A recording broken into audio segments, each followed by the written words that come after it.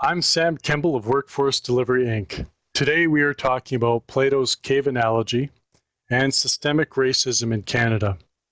Like many, we in our firm accept that there is systemic racism throughout Canada, including that interwoven throughout our institutions. This statement comes neither from a place of judgment, nor is it presented to suggest castigation of those subject to the influence of the system within which we reside. Accepting that many forms of racism are prevalent throughout our society is simply an appreciation of the state of things, without judgment, and from there comes a choice, and perhaps, hopefully, a commitment. We speak to you today within weeks of May 25, 2020. During this time, there has been much in the news of late which illuminates the pervasiveness of racism in many forms in our institutions, including within our police forces. The police are no worse or better than most of Canada's institutions. However, events of late reinforce that responsibility to get it right increases exponentially for those who exercise authority and at times force over others. And as Ibram X. Kendi emphasizes in his 2019 book, How to Be Antiracist, getting it right must be viewed relatively from where we are at. So given where we are today, getting it right starts with acknowledging there is a problem. Sadly, for some, but not all, senior leadership positions within police force administration and police member associations, acknowledging that there is a problem is more than they are willing to offer at the moment. Rather, some choose to deny with vigor. This denial is what we are going to explore today in reference to Plato's cave analogy in his classic Republic. In the cave analogy, Plato considers three people bound in a seated position in a cave with their heads affixed, staring at a wall for their entire life. Light enters from behind them, from the mouth of the cave. From time to time, animals cross the mouth of the cave and cast shadows onto the wall they are facing. The three never knew different, so what they were witnessing on the cave wall was to them an accurate reflection of life and reality. Eventually, the bindings of one of the three came loose, and with muscles which had yet been used, the escapee slowly struggled and eventually made way to the cave entrance.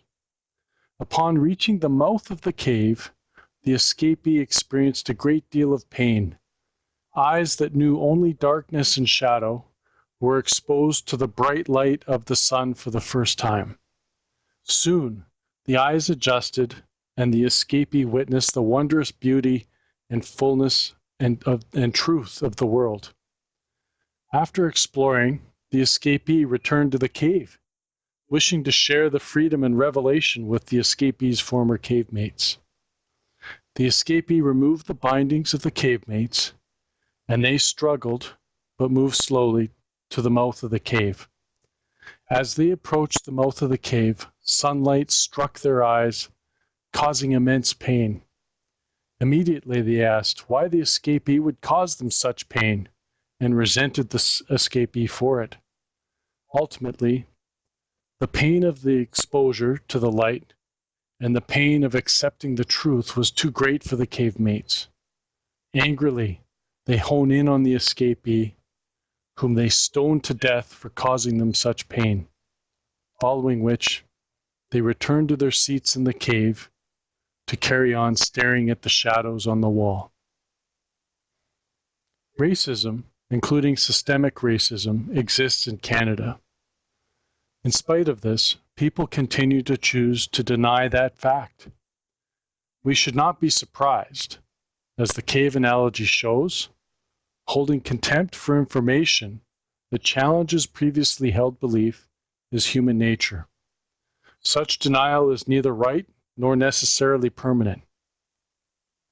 And what of the visceral, conditioned emotional responses and attacks that come with such denials. Many in pain seek to destroy. They wish to focus their anger towards someone or something to stop the exchange of information. And then they wish to carry on living in their cave, in their distorted reality. Each of us must pick a lane for ourselves.